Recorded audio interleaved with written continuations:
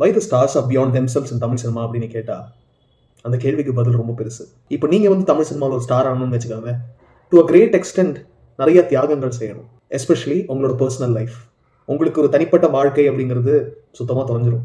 Of course AK மாதிரி சில stars இருக்காங்க, அவங்க அந்த ஃப்ரேம்குள்ளே வரவே மாட்டாங்க. பட் பொதுவாக இப்படி தான். தியாகராஜ பாகவதர்லேருந்து இதோ இப்போ வந்த மிஸ்டர் எஸ்கே வரைக்கும் everyone has to go through that. But what makes them great is the choices they make for public. அவங்களோட பப்ளிக் கன்சர்ன். தியாகராஜ பாகவதரோட பப்ளிக் கன்சர்ன் பற்றி எனக்கு அவ்வளோ தெரியாது. ஆனால் அவருக்கு அப்புறம் அந்த எம்ஜிஆர் அவர்கள் கையில் 5 ரூபா கொடுத்தா 3 ரூபாவை தானம் பண்ணி 2 ரூபா தான் அவருக்காக எடுத்துகிட்டு போவார் அப்படின்னு நான் கேள்விப்பட்டிருக்கேன். சிவாஜி சார் நிறைய தான தர்மங்கள் பண்ணியிருக்காரு அப்படிங்கிறது ரொம்ப ரீசெண்டாக தான் வந்து நிறைய பேருக்கு தெரிய வந்திருக்கு. விஜயகாந்த் சாரோட தர்மங்களை பற்றி சொல்லி மாளாது. ஆனால் ரஜினி சார் பற்றி எதுக்கு நிறைய விஷயங்கள் வந்து வெளியே தெரியலை அப்படின்னு கேட்டிங்கன்னா, அவர் பல விஷயங்களை விளம்பரப்படுத்தவே விரும்பலை. சில விஷயங்கள் வெளியே கசிஞ்சிருது, அது உண்மையே பண்ண முடியாது. ஆனால் அந்த குணங்களை தாண்டி எல்லாருமே ஒரு கட்டத்தில் ஈகோ அப்படிங்கிற ஒரு மாய வரையில் ஸ்லிப்பாகி விழுந்திருக்காங்க. ஆனால் பல அசிங்கங்களும் அவமானங்களும் கஷ்டங்களும் நஷ்டங்களும் அதையெல்லாம் தாண்டி பல தடைகளை உடைச்சு மேலே ஏறி வந்த ஏன் தலைவருக்கும் ஈகோவுக்கும் சம்மந்தமே இல்லை. எத்தனை இண்டஸ்ட்ரி ஹிட்ஸ், அதனால தமிழ் சினிமாவுக்கு எவ்வளோ business benefits, world wide recognition. ஒரு பஸ் கண்டக்டராக இருந்த ஒரு மனுஷன் இன்னைக்கு ஒரு கல்ச்சரல் ஐக்கானா மாறுறாரு. அவரோட பேரில் எத்தனை புக்ஸ் இறங்கியிருக்கு. ஆனால் இன்னைக்கும் அவர் அந்த பழைய சிவாஜி ராவ் தானுங்க. இந்த புகழ், பேர், இந்த அவார்ட்ஸ், ரிவார்ட்ஸ், இவ்வளோ பெரிய வெயிட்டும் அவரோட தோளில் வந்து ஒரு இறங்க போல தான் உட்காந்துருக்கு.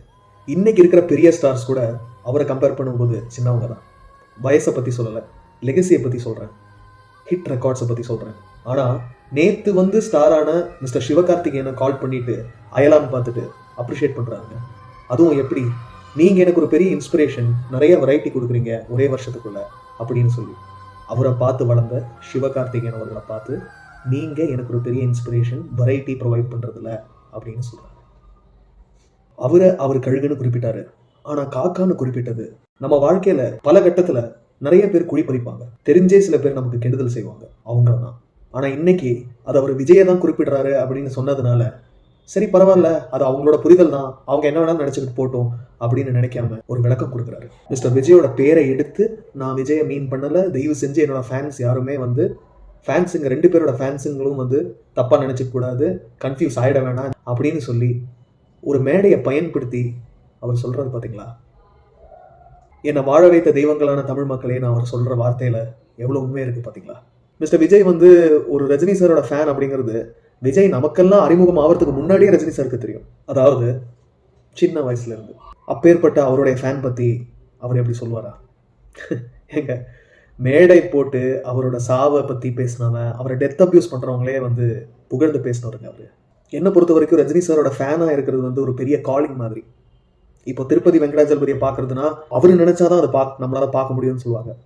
அந்த மாதிரி பிறக்கும் போதே டெஸ்டினியில் எழுதியிருக்கணும், நீ ஒரு ரஜினி ஃபேனாக வரப்போற அப்படிங்கிறது. In that sense, this is just another day for me to be proud of being a fan of Mr. Rajinikanth. It's a blessing. Fan wars அப்படிங்கிறது வந்து ரொம்ப நேச்சுரல் தாங்க. பல விஷயங்கள் பல மாதிரி அசிங்கமாக நடந்திருக்கு. ஃபுட்பால் ஃபேன்ஸ் அடிச்சுக்காததா, ஸ்போர்ட்ஸ் கிளப் ஃபேன்ஸ் அடிச்சுக்காததா, கிரிக்கெட் ஃபேன்ஸ் அடிச்சுக்காததா. ஆனால் இப்போ ஒரு ஆக்டர்ஸுக்காக அடிச்சுக்கிறாங்க அப்படின்னு சொல்லும்போது, ஒரு ஃபேன் ஃபைட் பண்ணுறாங்க அப்படிங்கும்போது, ஒரு இண்டிவிஜுவலுக்காக ஒரு கூட்டமே சண்டை போடுது அப்படிங்கிற மாதிரி ஒரு பார்வை இருக்குது. ஆனால் எங்களை பொறுத்த வரைக்கும் ரஜினிகாந்த் சார் ஒரு இண்டிவிஜுவல் கிடையாது. பல விஷயங்களை ஆரம்பித்தவர், பல விஷயங்களை அறிமுகப்படுத்தினவர். He is a force of nature. Rajini sir பல பேரை அடக்கி வச்சிருக்காரு அன்பால், பல பேருக்கு நல்லது சொல்லி கொடுத்துருக்காரு அவரோட வாழ்க்கை முறையால். அதனால அவர் ஒரு தனி மனுஷன் கிடையாது. He is not an individual, he is certainly a force. And I chose my idol from the silver screen and I have no regrets about it. அவரால் நான் இழந்தது எதுவுமே கிடையாது. அவர் சொன்ன அதிசயமும் அற்புதமும் அவரே தான். It is not an external factor. அதுக்காக மற்றவங்க யாரும் வந்து கிரிட்டிசைஸ் பண்ணக்கூடாது, ஆர்கியூ பண்ணக்கூடாது, ரஜினி சாரை வந்து கேள்வி கேட்கக்கூடாதுன்னு சொல்லவே முடியாது. அவர் இருக்கிற இண்டஸ்ட்ரி வந்து glitz and glamour, it is prone to criticism. அப்படி இருக்கிற பட்சத்தில் கிரிட்டிசைஸ் மட்டும் பண்ணுங்க, கேள்வி கேளுங்க, சிவிலா. எல்லாருமே அப்படி தான் பண்ணணும் என்னை பொறுத்த வரைக்கும். அப்போ தான் நம்ம ஒரு மனுஷனாக வந்து மேம்பட்டு நிற்கிறோம்னு நான் சொல்லுவேன். நமக்கு டிஃப்ரென்ஸ் ஆஃப் ஒப்பீனியன் இருக்கலாம் யாரோடையும். நானுமே வந்து ஒரு ட்ரெடட் பாத்தை கடந்து தான் வந்திருக்கேன். நானும் சண்டை போட்டிருக்கேன், நானும் அசிங்கமாக பேசியிருக்கேன், நானும் கலாய்க்கிறேன்.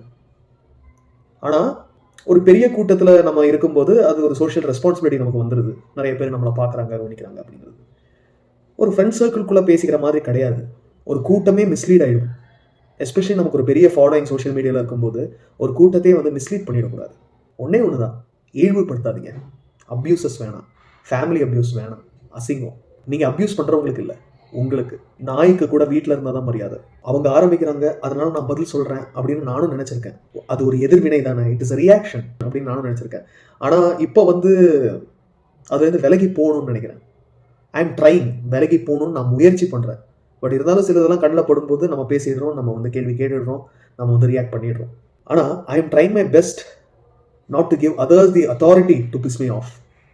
அதாவது என்னை கோவப்படுத்தக்கூடிய ஒரு அதிகாரம் மற்றவங்களுக்கு கொடுக்கக்கூடாது அப்படின்னு நான் நினைக்கிறேன். இந்த ஆன்லைன் அப்யூஸஸ் சண்டையெல்லாம் வந்து என்னை பொறுத்த வரைக்கும் ஒரு எம்டி தான்.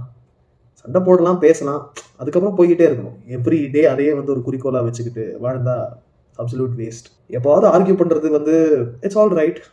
பட் அதுவே வந்து ஒரு பொழப்பா, அதுக்காகவே ப்ளூ டிக் வாங்கி அதுக்காகவே ஒரு வாழ்க்கையை நடத்தி ரொம்ப கேவலம்.